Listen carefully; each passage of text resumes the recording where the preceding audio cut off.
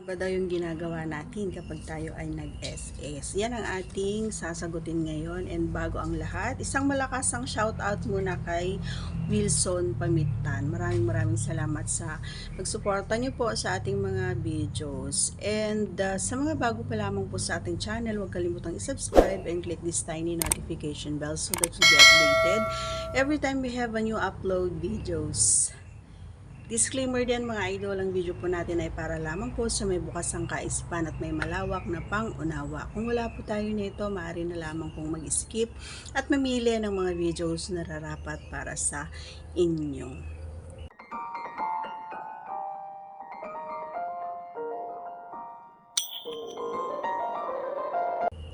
Alright, so ano nga ba ang ginagawa natin?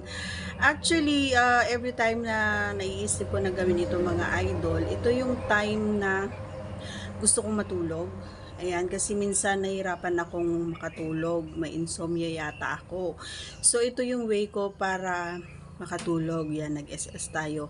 And besides, ang unang-una kong ginagawa mga idol ay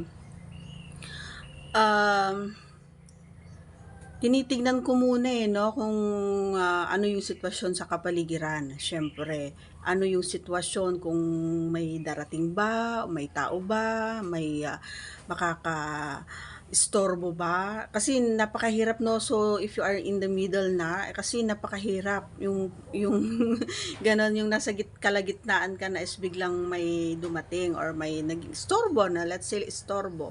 And mahirap na kumbaga yung mahirap ng ulitin ulit hanggang yung naumpisahan mo. So unang-una ang ginagawa ko ay nililinis ko muna. Ayan, unang-una yan na ginagawa ko. Pagkatapos linisin ay habang naglilinis ay syempre na ano na rin natin, medyo pahapyaw na kaskasin, ganyan, para kumbaga although gusto natin, pero nakakatulong pa rin yun sa pakiramdam, diba? Para mapabilis, kumbaga.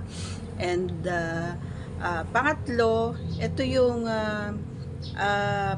hudya or umpisa na, no? Yung kukunin natin yung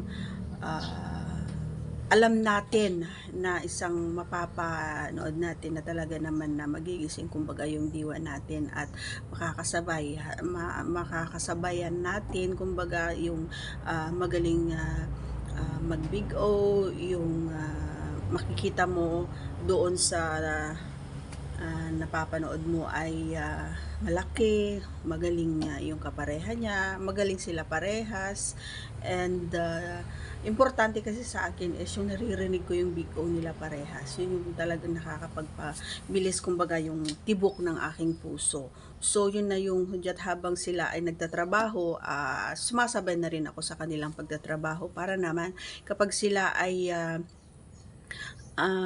nag-big O na and matatapos na, ibig sabihin nun ay sumasabay na rin tayo para makatulog tayo. Yun yung reason ko, no mga idol, hindi dahil ginagawa ko yun dahil tag-L tayo, hindi yun. Reason ko is yun. Kasi kapag nag-SS ako, napapagod din ako, nakakapagod din. Ayan, sabihin mo, idol, kung hindi ka napapagod kapag nag-SS ka.